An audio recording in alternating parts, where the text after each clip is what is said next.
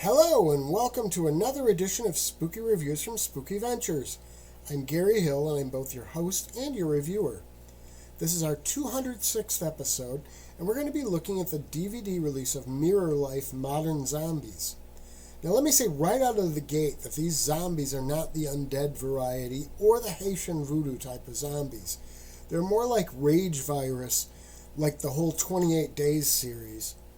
The movie jumps around in terms of the timeline with flashbacks and stuff, and that makes sense because it's big on jump scares.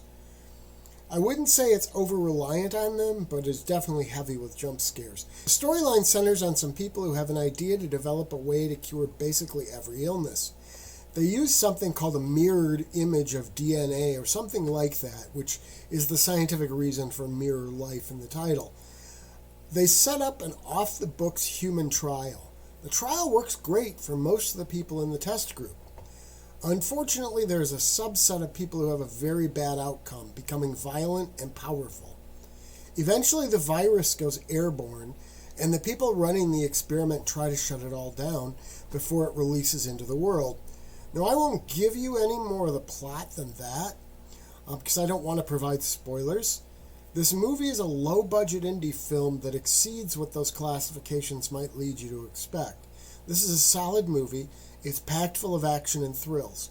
Just don't come in here expecting some kind of high-budget fare. They do a great job with what they have, but this is not a big-money production. It feels somewhere in between the low-budget and high-buck stuff, really. One of the interesting things about this movie is that in some ways some of the unaffected humans are at least as monstrous as those who have contracted the virus. It gives fertile ground for some social commentary and thought.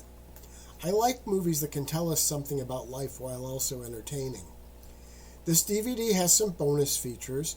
I found the outtakes among the most interesting, but even then, it wasn't that entertaining. Then again, as I always say, you buy a movie for the main film, not the bonuses, and this main film is very good. Spooky Ventures is the home for spooky content and spooky merchandise on the web.